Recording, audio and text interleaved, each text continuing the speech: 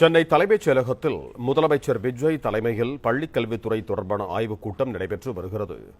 இது தொடர்பான கூடுதல் விவரங்களோடு இணைகிறார் எமது செய்தியாளர் பாண்டியராஜன். வணக்கம் பாண்டியராஜன், உங்களிடம் இருக்கும் தகவல்களை சொல்லுங்க.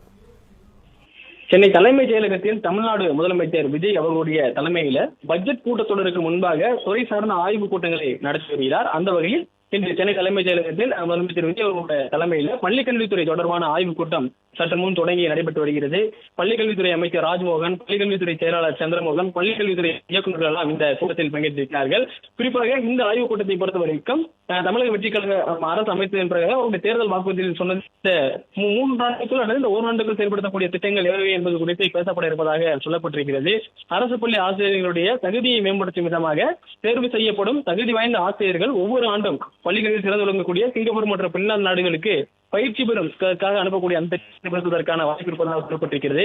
அதே நேரத்தில் அரசு பள்ளிகளில் காலியாக உள்ள பணியிடங்களை நிரப்புவது குறித்தும் ஆலோசனை நடைபெற வாய்ப்பு இருப்பதாக சொல்லப்பட்டிருக்கிறது. அரசு பள்ளி ஆசிரியர்கள் செயற்கை நுண்ணறிவு தொழில்நுட்பத்தை திறன்பட கற்றுக்கொள்ள ஏதுவாக செயற்கை நுண்ணறிவு மற்றும் டிஜிட்டல் கல்வி திறன் மேம்படுத்தும் திட்டம் பற்றியும் ஆலோசனை நடைபெற இருப்பதாக சொல்லப்பட்டிருக்கிறது. அதே போல 2031ஆம் ஆண்டுக்குள் தமிழ்நாட்டின் அனைத்து வகுப்பறைகளும் ஸ்மார்ட் கிளாஸ் ரூம்களாக மாற்றப்படுவது குறித்து ஆலோசிக்கப்பட்டிருப்பதாக சொல்லப்பட்டிருக்கிறது. அரசு பள்ளிகளில் உள்ள 6 முதல் 12ஆம் வகுப்பு வரை செயற்கை நுண்ணறிவு மற்றும் காலநிலை அறிவியலை பயிற்றுவிப்பது தொடர்பாக ஆலோசனை கரிக்குலம் உருவாக்குவது தொடர்பாகவும் ஆலோசனை நடைபெற இருப்பதாக சொல்லப்பட்டிருக்கிறது. மேலும் தற்போது தமிழகத்தில் அரசு பள்ளிகளில் பணியாற்றும் ஆசிரியர்களுக்கு டெட் தேர்வு கட்டாயம் என உச்சநீதிமன்றம் ஒரு தீர்ப்பை வழங்கியிருந்தது. அந்த தீர்ப்பின் அடிப்படையில் ஆசிரியர்களுக்கான சிறப்பு டெட் தேர்வு நடத்தப்பட்டு வருகிறது. அதாவது டெட் தேர்வு எழுதாமல் பணியாற்றக்கூடிய அரசு பள்ளி ஆசிரியர்களுடைய எண்ணிக்கை என்ன என்பதை பள்ளிக்கல்வித்துறை சார்பில் இந்த 2 நாட்களுக்கு முன்பாக கணக்கெடுக்கப்பட்டிருக்கிறது.